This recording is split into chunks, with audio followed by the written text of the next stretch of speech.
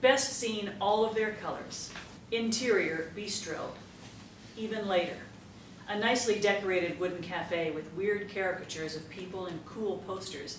Not your typical boring hipster nook. Our pair is sitting at the only empty table. That's your favorite place? Used to be Nora's favorite, too.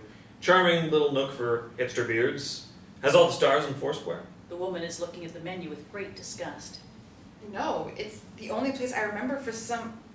Why is lactose intolerance becoming such a big deal? Because there's no war in the world. And it's good to raise awareness. Good for the cows? I mean, there's always a war in the... The Indian Metalhead arrives. He's the waiter. Can I get you in? I'd like a blueberry explosion, and you?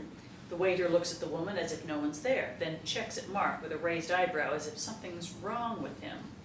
I'm bringing that It's explosive beverage to yours. supercalifragilisticexpialidocious. Does this mean Then I'm completely mad, doesn't it? that I'm completely free? She stands up and grabs a customer's head. While he's engaging in posh or artistic conversation, she pretends to have him perform cunnilingus on her. He never changes his body stance or face. As for him, she's intangible. Then she starts dancing and calls for Mark to do the same.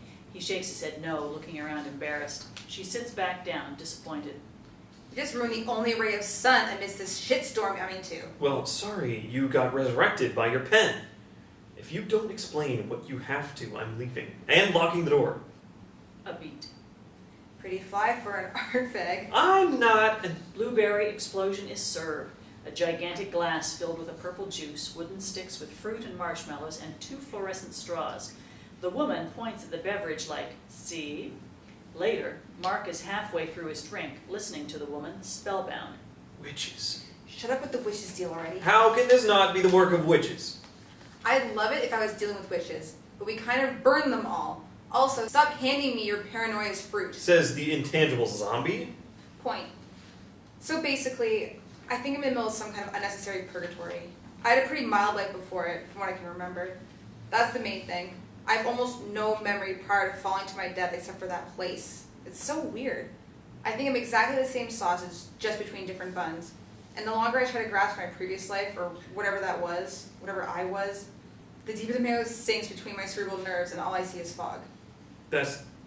You've forgotten everything, even my name. I'm dealing with the life ambitions and family memoirs department mostly. Please call again later to see if I have found anything in the chance encounters not to be remembered. Lost and found. But you did touch the afterlife, the end of the tunnel, the inescapable, within the remembered period. You must be able to describe that, at least. How was it? Bitching. Forgettable. Too little of the blueberry explosion remains, and Mark is blowing bubbles in it, surrendered in what he believes to be his upcoming nervous breakdown, eyes looking nowhere. My name's Mark. Can you please tune back in? How did you gain control over a magical pen? And why? You're beautiful, you know that? I don't remember. I guess I have an eternity to figure that out. Witches. The woman slaps him. Mark starts stroking the slapped cheek, contemplating. Why is my life such an avalanche? Jack? Buddy, it's on the house. The metalhead turns to us with a sympathetic look, and then to Mark with a suspicious look of someone keeping a secret.